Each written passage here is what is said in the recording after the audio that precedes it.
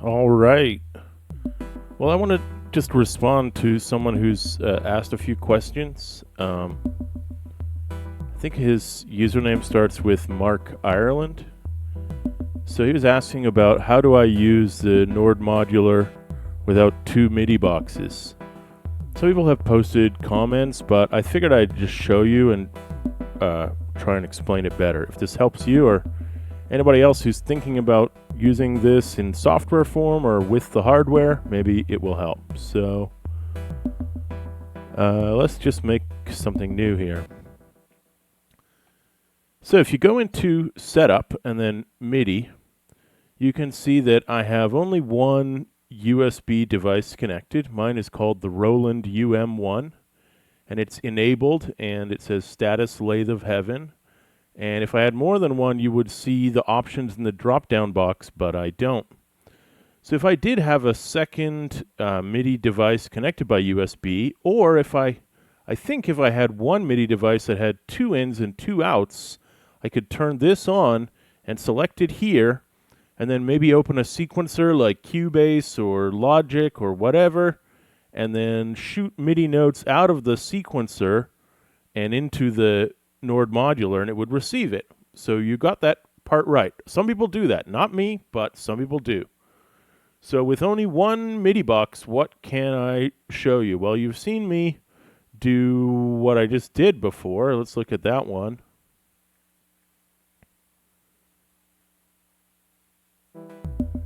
So over here I have a clock gen, and these event sequencers are, as you can see, the little lights are moving and it's running. So they're not generating MIDI that would appear at the MIDI output port of my synth, because the Nord Modular G1 isn't really good at sending all this data as MIDI out. That's too complicated for him. All he can handle is like sysx stuff to himself.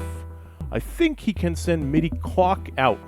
So I could create, let's see here, in, out, and MIDI global. And no, these are for receiving MIDI, I'm pretty sure.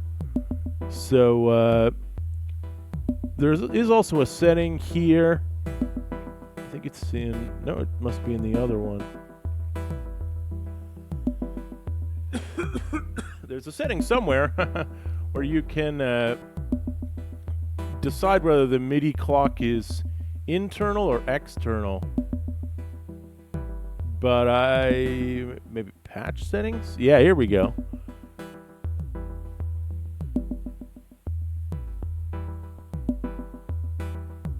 No, that doesn't seem to be it either. So I wonder where the heck that is. You can probably find it in the manual. But there definitely is a way to do that. Anyway, so one way to make notes without a keyboard is like this. But what if I did want to program a keyboard type sound? Okay, let's do that quickly now. That's why I came here today. Sorry about the coughing. So here is a audio out, two outputs. And here is keyboard voice, I think is what I want. So you can see, if you look closely here, it says note, which is blue, gate, which is yellow,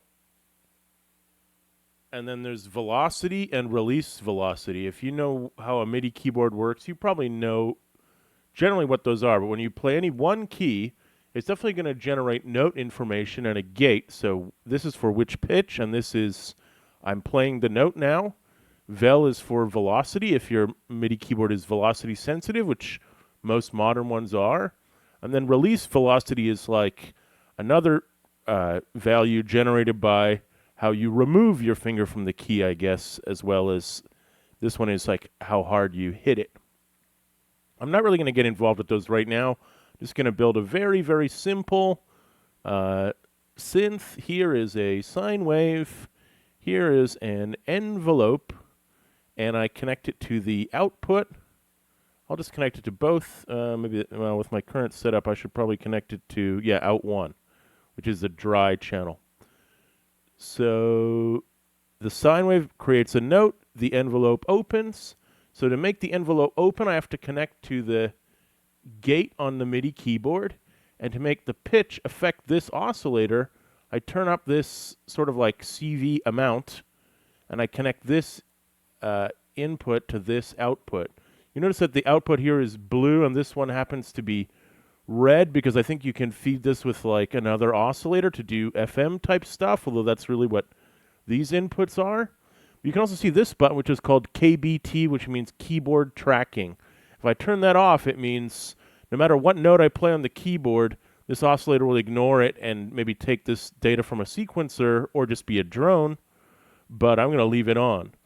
So now you're saying, okay, well, Father Moo, how are you going to play this because you don't have a MIDI keyboard connected? Well, the Nord Modular has a function to support that, which is, where are you, little buddy? Tools and keyboard floater. Yay, hooray! So look at this little guy.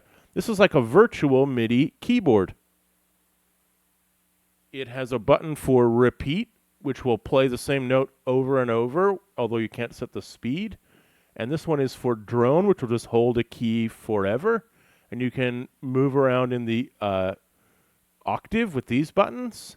But if I've connected everything correctly, and I think I have, I should be able to click this button, and it's just like me playing a keyboard, which is connected to the other MIDI input of my Micro Modular.